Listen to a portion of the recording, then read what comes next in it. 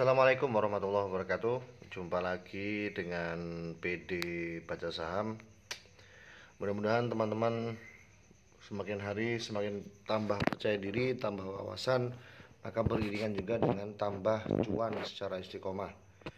Ya, cuan tidak menutup kemungkinan kita ada cut loss, tetapi net sale-nya plus. Amin. Oke teman-teman. Kali ini kita coba belajar lagi di RTI Bisnis tentang bagaimana kita mempertimbangkan untuk hold pada saham-saham yang ya saham-saham yang shareholdernya tentu menampakkan diri sebagai investor atau pemilik saham utamanya adalah orang-orang yang optimis. Nah, optimis tentu terkait dengan kinerja perusahaan yang mereka investasikan. Itu perlu untuk kita perhatikan. Jangan sampai kita ngotot untuk hold tapi ternyata di shareholdernya tidak ada pemegang saham mayoritas. Saya buat postingan ini kaitannya dengan salah satu saham yang baru beberapa bulan, ya mungkin satu bulan terakhir ramai dibicarakan di grup-grup saham, yaitu adalah masuknya Goto Gojek Tokopedia atau Goto, kode sahamnya di Bursa Saham Indonesia. Nah, apa sih shareholder yang kita sorotin? Nah, ini kita langsung ke RTI Bisnis ya. Yang belum punya, seperti biasa silahkan aplikasi ini diinstal di perangkatnya masing-masing. Kalau saya menggunakan handphone saja teman-teman. Ini di RTI Bisnis, di bagian profil itu nampak shareholder composition yang efektif 11 April 2022. Sampai hari ini belum ada perubahan. Nah, dari komposisi itu Anda perhatikan lain-lain, dia langsung ke baris ketiga dari bawah ya. Lain-lain kepemilikan saham kurang dari 5%, itu 62%. Ini kita tidak bisa melihat berapa orang di situ yang di bawah 5%, tapi secara keseluruhan termasuk besar, artinya di atas 50%. Sedangkan masyarakat hanya 3,43%. Boleh jadi ini orangnya sangat banyak di lain-lain ini. Masyarakat yang modalnya gede-gede. Ya, itu yang kurang dari 5%. Sementara yang di atas 50% lainnya tidak ada. Ini bisa menjadi sinyal untuk kita ternyata pemain-pemain besar ini juga nggak berani pasang gede-gede. Misalnya saham anak bangsa saja nggak berani. PT Saham Anak Bangsa itu. Terus ada Giribaldi Thohir. Itu nama-nama yang cukup familiar, yang hampir selalu masuk Forbes ya. Majalah Forbes itu, orang-orang terkaya di Indonesia. Mereka saja nggak berani gitu kan. Ngapain kita hold lama-lama di saham-saham seperti ini? Jadi ya pertimbangkan shareholdernya. Kemudian kita cek yang lain. Misalnya kemarin WIRG, ini juga lagi rame nih. WIRG bagaimana? WIRG pun sama saja. WIRG ini laut biru hanya memegang 28%. Kalau lihat dari komposisi ini, dia hampir sebanding, atau masyarakat kepemilikannya hampir sebanding dengan pemegang saham utamanya yang di bawah 50%, yaitu laut biru. Kemudian disusul WIR Global Kreatif hanya 17%.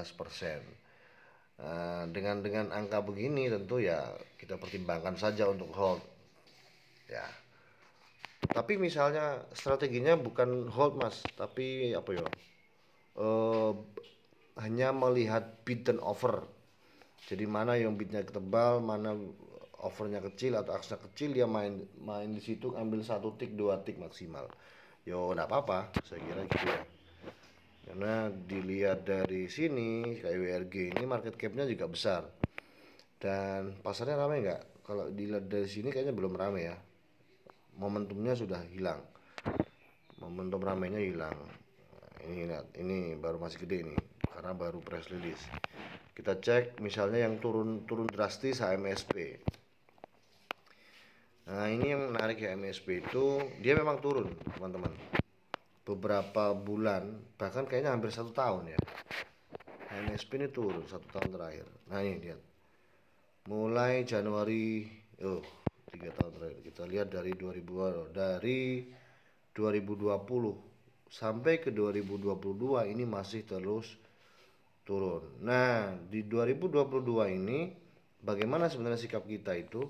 Tentu kalau gampang-gampangan, tentu lihat profilnya, shareholdernya bagaimana. Masyarakat hanya 7%, sementara pemegang saham utamanya Philip Morris ada 92,50%. Mereka masih percaya diri dengan kinerja perusahaannya sendiri.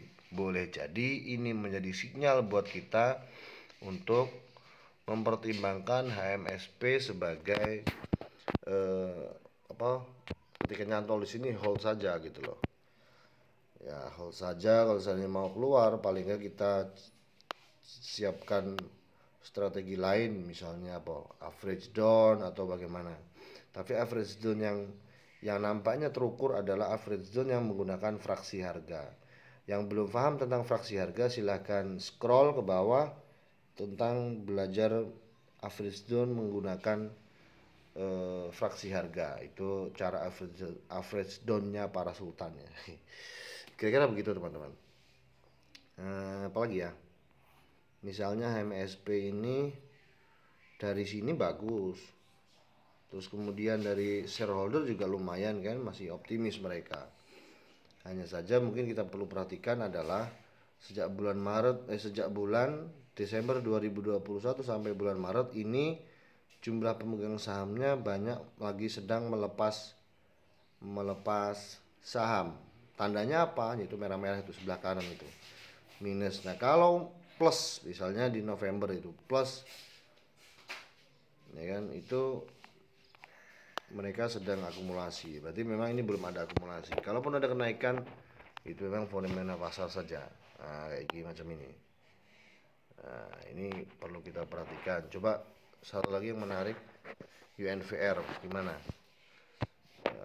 Ini UNVR ini sebenarnya perusahaan bagus ya, cuman turun cukup jauh. Nah ini UNVR juga demikian, kita perlu pertimbangkan UNVR untuk tabungan ya. Kenapa demikian ya? Karena apa?